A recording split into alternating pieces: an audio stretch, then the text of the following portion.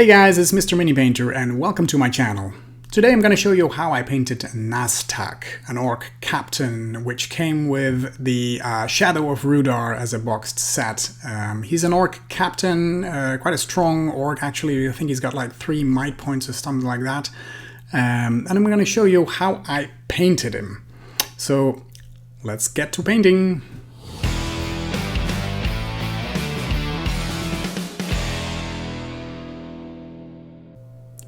So I started by priming in a black primer, added some modeling sand to the base, which I tend to do up front. It's easier than afterwards when you mess up all your beautiful paint job, so best to start with that.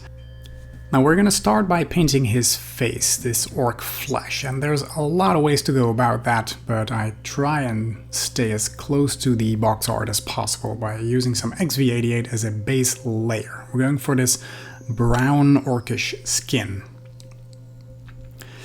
Now of course his hands should be painted with the same color, and the upper hand is holding a blade, a knife, and tiny part of that blade broke off, so if you think your model is slightly different, there's supposed to be a knob on the back of this blade, and somewhere in the process it got destroyed. Well, that shouldn't take the fun away. Let's continue painting. For the second layer, I'm using some Zandri Dust. It's a nice natural highlight to the previous color, which really works. And what I do here is focus on the upper parts of the face, so the more pronounced areas, so the tip of the nose, the eyebrows, the cheekbones, the fingers, stuff like that. And I'm covering about 70 to 80% of the previous layer. So just leave those recesses darker and basically touch everything else.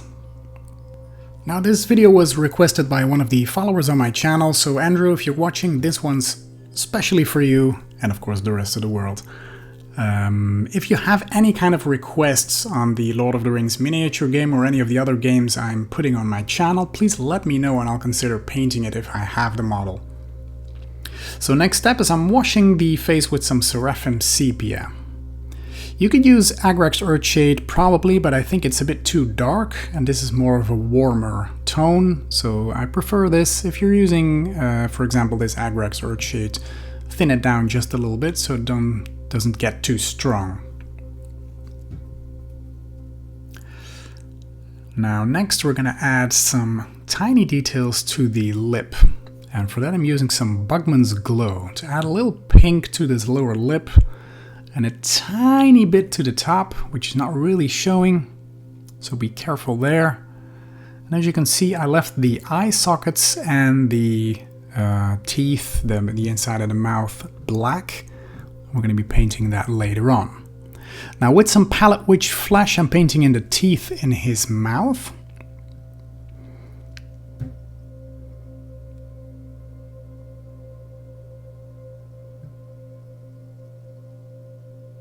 Try and pick out those individual ones, and I'm also adding some white in the eye, leaving some of that black surrounding it. Now I'm going back to the face with some Ushabti Bone and Zandri Dust mixture and adding some extra details, some extra highlights here and there.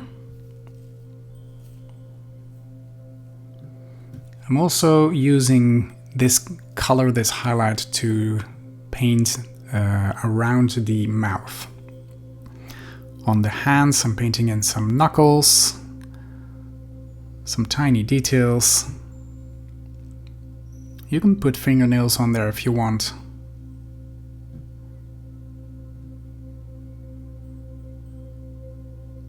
But when highlighting, make sure that the previous color is still visible. I'm going to paint the eyes, and I used some Gryph-hound Orange to do so, which is a contrast paint, and I thinned it down just a little bit to get that nice dark brown look, and because we have this white underlayer, it's still quite bright and visible. For the metal parts I'm using some lead belcher. He has this chainmail all around his body and his arms here. Also there is the blade, of course, one on his waist and one in his hand. So paint all those metal details with this lead belcher.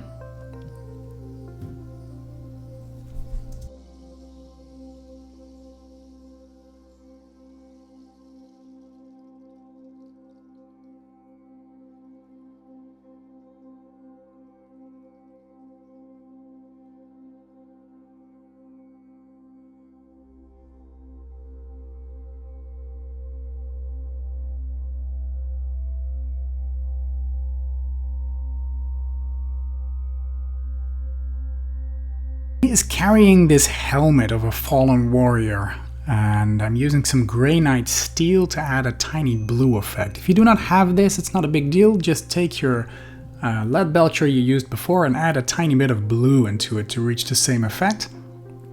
And you can brighten it up a little more by adding some white. So I'm covering all of this for a base layer. We're going to get back to that later on. But first we're going to be painting some gold base tones, and for that I'm using Retributor armour.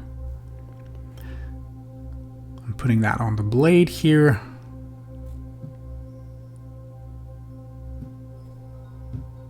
And also on the blade he is holding. And like I mentioned before, there's supposed to be a knob on the back side, which broke off and started leading a life of its own. I cannot find it, so this is it. We're going to the brown layer now. For that I'm using dried bark to paint the cloth dangling below here. He's wearing a lot of leather, and I'm going to use different colors to get some extra color and detail in there. So these dried bark color I'm using on the sleeves here, and the cloth we painted before, and the rest of his armor will be another color.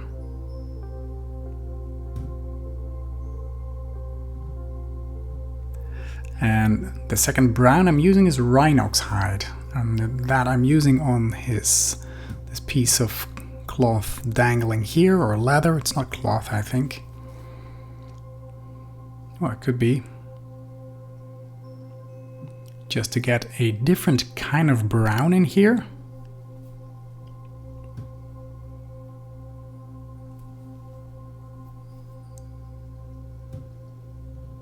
And I'm also using it on his pants.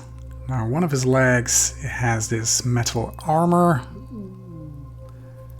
The other one is just some straps of cloth or leather or whatever. So make sure to get these. So now we have these two colors all set up. You should have something like this.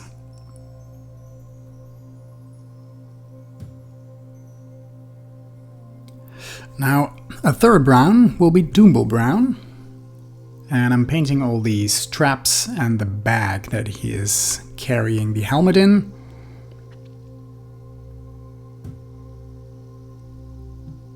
So be careful not to touch the previous layers, of course. And just slap that on this pouch here. Be careful in between the fingers. It's okay to leave some black there if you want to stay clear of those beautifully painted hands.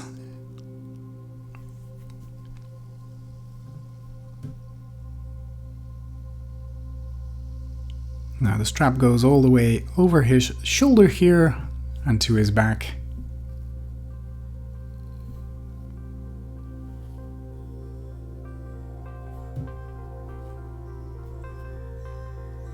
And that's it. Now there's this detail on his back here, which I'm painting with some Zandri Dust. There's some straps holding it together, which we're going to be painting later on. So just focus on this cloth that is showing. And now it's time for some washes. I'm using some Melon oil on all the metal parts. So that's the chainmail, the helmet in the back, the blades, and the leg armor. And for the browns, I'm using some Agrex Earthshade. And you can slap that on all the browns we painted before.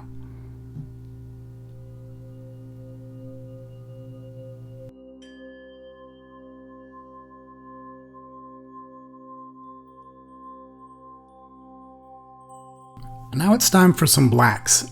And for that, I'm using Corvus Black, which is actually kind of a bluish gray rather than black, but that's why I like it so much, because it's not that dark, and you can mix that up, tone it down or up or whatever you want.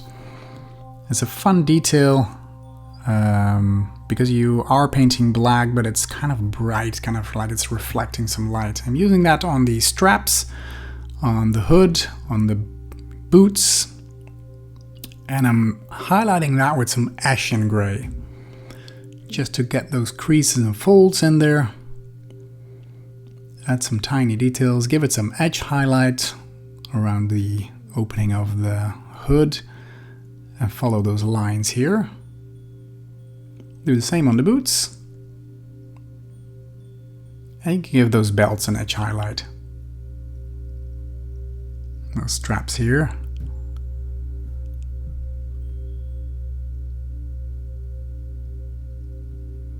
Now, next step is highlighting that even further with some Administratum gray. And now just focus on those edge highlights, and mainly the top part, because that's the part that would reflect the most light. So the front, give it some sharpness, there are some tears in it, and make sure to follow those lines to make it more visible. And for the rest, leave it quite dark, so just follow those tiny lines and don't cover your previous layer entirely, just pick out those tiny details.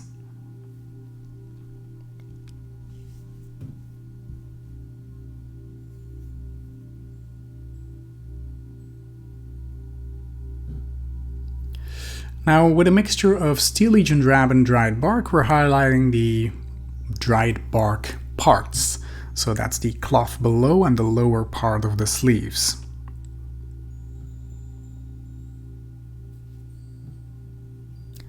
Again here, follow those lines, create some natural highlights where the light would reflect the most. And we're going to pick that up a little bit more by using pure Steel Legion Drab. And for that I'm just pulling down some lines here vertically, so makes it look like it's a bit worn. And for these sleeves here, I'm just very subtly adding some highlights on the highest parts. Now with some Bugmans Glow, I'm highlighting the Doombull brown bag. Again, just following those lines, and give that some sharpness as well. I'm focusing mainly on the top part. You can add a lower highlight as well if you're confident. And now for the Rhinox hide painted part, I'm adding some Bugmans Glow to that, to about a 50-50 mix, and giving that part a highlight as well.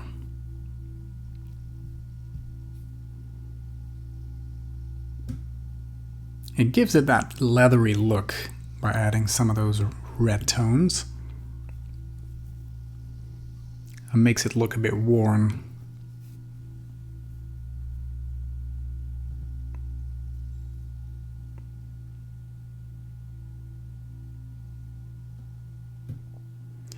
The part on the back we painted before, I'm highlighting with pure Ushabti bone.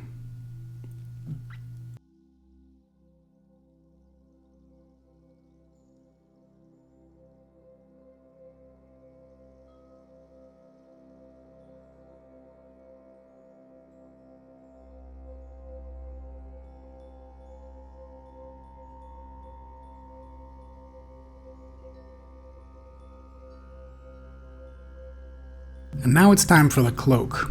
I'm using pure Caliban green as a base color.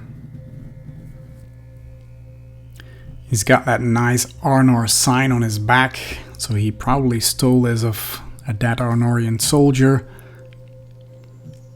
He's a thief, he's a collector, so he's got this army flag of the dead soldier slapped it around his shoulders like a trophy.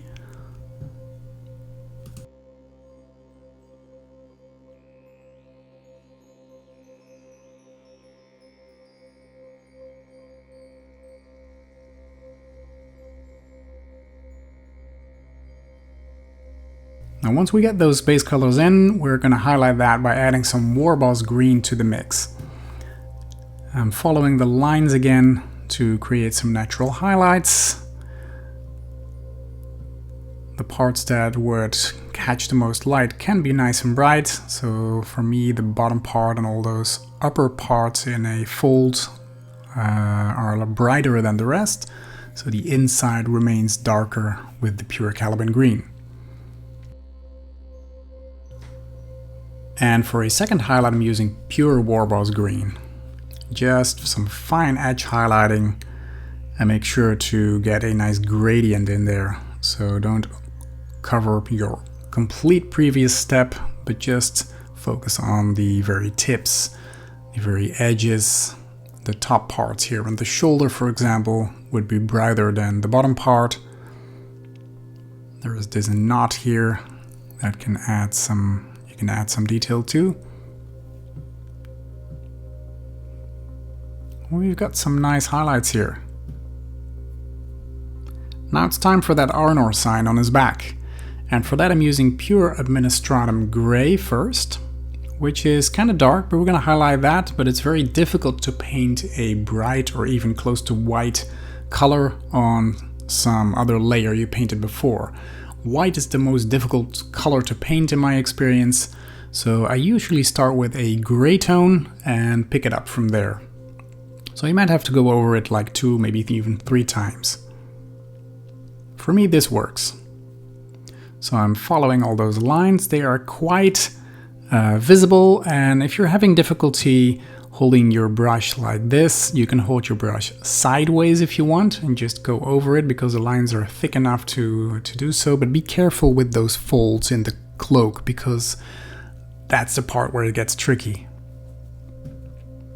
Now with some gray sear I'm going over it again on the parts that should be the brightest. And that's it. I painted the base with the same gray sear also, by the way.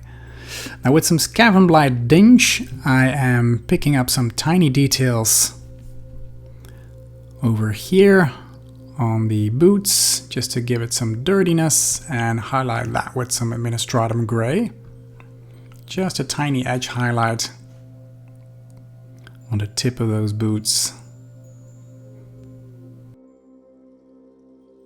And finally we're getting to the base itself, and I'm just slapping some Garagag Sewer to the previously painted grey, and because that is a nice bright undertone, this contrast paint works very well. And here's the final result for Nazthák, this beautiful orc commander. I'm really happy with the end result, his skin tone, his clothing, all the nice details of the Arnorian soldiers, stuff like that. And I hope this video was of any help to you guys, and if it was, please leave a comment below. I'd love to hear from you, and please consider subscribing to my channel as I'll be making a lot more videos like this, and I would really appreciate it if you follow me and tagged along. Also, consider checking out my Patreon page as I'll be painting a lot more and different games there as well, and most of them will be exclusively to Patreon. So for now, thank you so much for watching, and I hope to see you in one of my next videos. Bye bye!